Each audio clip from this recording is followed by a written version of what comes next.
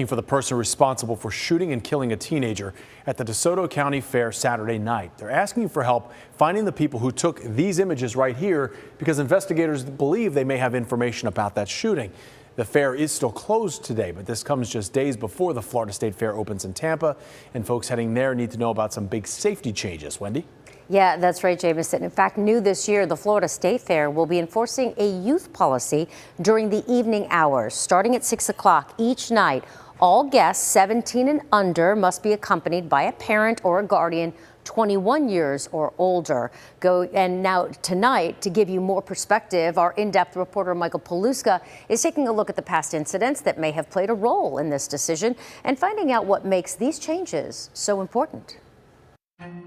Well, those safety changes here at the fair are extremely important, especially for one family whose son was kicked out of the fair wrongfully and then died. That was 9 years ago tomorrow. The family tells me they're never going to stop fighting for his memory.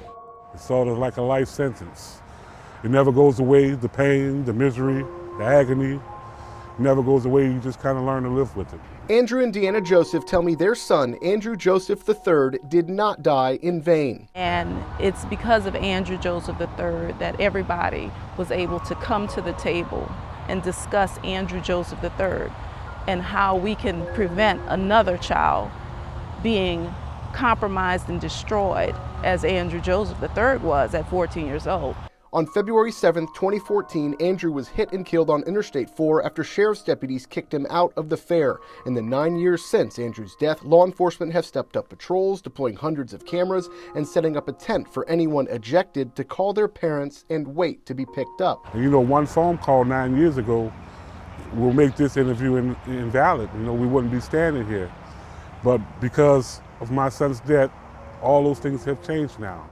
New this year, after 6 p.m., anyone under 17 has to be with a parent or guardian over 21. The Josephs asked for it to be an all-day policy, not something that kicks in after 6 p.m., but the Josephs also want better lighting at the fair and more crosswalks. And with the recent shooting death at the fair in DeSoto County, they are calling on organizers to not allow legal gun owners to carry inside. Just have the guns out when the kids are being invited. That way we won't have guns and alcohol and children in a stand-your-ground state all in one facility like an atom bomb waiting to explode. We have a very robust policy to where if you come in through the gates and you have a concealed carry, there's a process that we walk through with the sheriff's office to ensure that it's a valid ID. Cheryl Flood is the executive director of the Florida State Fair. This is something that we've done for years. We feel confident in our program. I have confidence in Sheriff Cronister's team. And again, we constantly are looking at our policies and tweaking them as needed to ensure that we're addressing all issues. We're glad to see things that's going in place that's going to help to keep this fair safe. As long as this fair is operating, my son's name is significant. In Tampa, Michael Paluska, ABC Action News.